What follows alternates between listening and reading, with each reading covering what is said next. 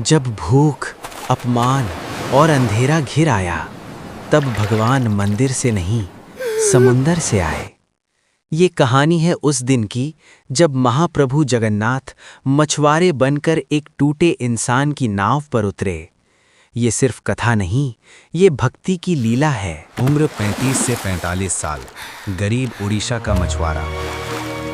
जब भूख पेट को जलाने लगे और अपमान आत्मा को तोड़ने लगे, तब इंसान के पास एक ही सहारा बचता है, भगवान। पुरी के समुद्र किनारे टूटी हुई झोपड़ियों के बीच एक ऐसा ही इंसान रहता था, कालिया क्यूटा। न कोई बड़ा नाम, न कोई पहचान थी तो बस उसकी फटी चाल, नमक से जले हाथ और आंखों में बसी एक ही आस, महाप्रभु जगन्नाथ। कालिया मछुआरा था। पीढ़ियों से उसका परिवार समुद्र से ही जिंदा रहा था, लेकिन पिछले कुछ महीनों से जैसे समुद्र भी उससे रूठ गया था। रोज सुबह अंधेरे में उठकर वो नाव खींचता, जाल कंधे पर रखता और समुद्र में उतर जाता।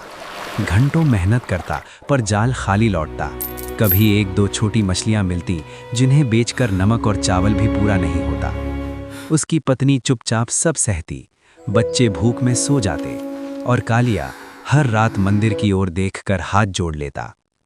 वो रोज श्री मंदिर जाता था, दूर से, सिंहद्वार के पास खड़ा होकर। अंदर जाने की उसे इजाजत नहीं थी। केवटा है, मछली पकड़ता है, अपवित्र है। ये शब्द उसने कई बार सुने थे। पुजारी हों या नगर के लोग, सबकी नज़रों में वो सिर्फ एक नीच जाति का मछुआरा था। लेकिन कालिया जानता था, भगवान जाति नहीं देखते। एक शाम जब घर में चूल्हा नहीं जला था, जब बच्चों ने बिना खाए पानी पीकर आंखें बंद की थीं, कालिया समुद्र किनारे बैठा रो रहा था। आंसू रेत में गिर रहे थे और लहरें उन्हें चुपचाप धो रही थीं। उसने आसमान की ओर देखा और टूटे स्वर में बोला, हे महाप्रभु, अगर मैं अपराधी हूं तो मुझे सजा दो, लेकिन मेरे बच्चों को भूखा मत रखो। मैं आपसे कुछ नहीं मांगता, बस आज जाल भरवा दो। उसी रात श्री मंदिर में एक अजीब घटना हुई। गर्भगृह में दीपक अपने आप कांपने लगे। जगन्नाथ महाप्रभु की विशाल नेत्रों में एक अलग ही करुणा चमक उठी, मानो वे पुकार सुन चुके हों। पुजारी ने जब आरती के बाद द्वार बंद किया तो उसे ऐसा लगा जैसे कोई स्वर भीतर से गूंजा हो, आज मैं बाहर जाऊंगा। पुजारी कांप उठा, प्रभु आप तो नीलाचल के स्वामी हैं। स्वर फिर गूंजा, जहां मेरा भक्त रो रहा है वही मेरा मंदिर है। रात गहरी थी, पूरी सो रही थी और भगवान मंदिर छोड़ चुके थे। सुबह कालिया समुद्र किनारे पहुंचा। मन भारी था, शरीर थका हुआ। तभी उसने देखा एक अजनबी उसकी नाव के पास खड़ा है।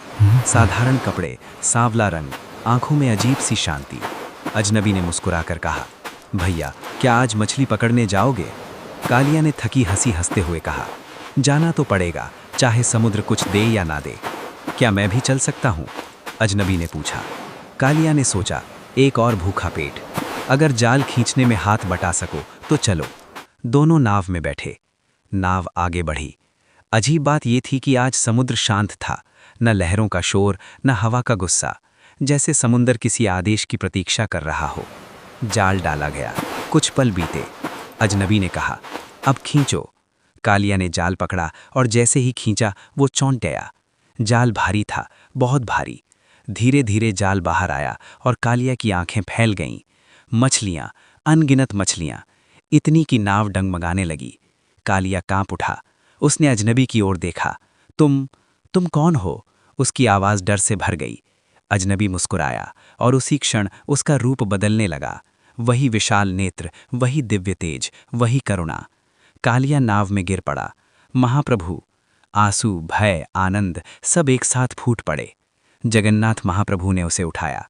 कालिया, क्या तू मुझे मंदिर की दीवारों में ढूंढता है? प्रभु, मैं तो अपवित्र हूं। भगवान ने उसके सिर पर हाथ रखा।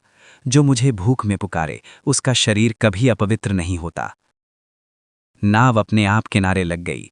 गांव के लोग दौड़े आए, मछलियों का अंबार देखकर चौंक गए और फिर भगवान को देखा। सबके सिर झुक गए। जिस कालिया को मंदिर से दूर रखा गया था, आज उसी के साथ भगवान आए थे। महाप्रभु बोले, आज से याद रखना, मैं वहां नहीं हूं जहां सोने के कलश हैं, मैं वहां हूं जहां सच्चा आंसू गिरता है। इतना कहकर भगवान अंतर्ध्यान हो गए। कालिया की जिंदगी बदल गई।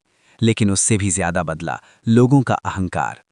और आज भी जब पुरी का समुद्र शांत होता है तो मछुआरे कहते हैं, शायद महाप्रभु आज भी किसी भूखे की नाव पर बैठे होंगे।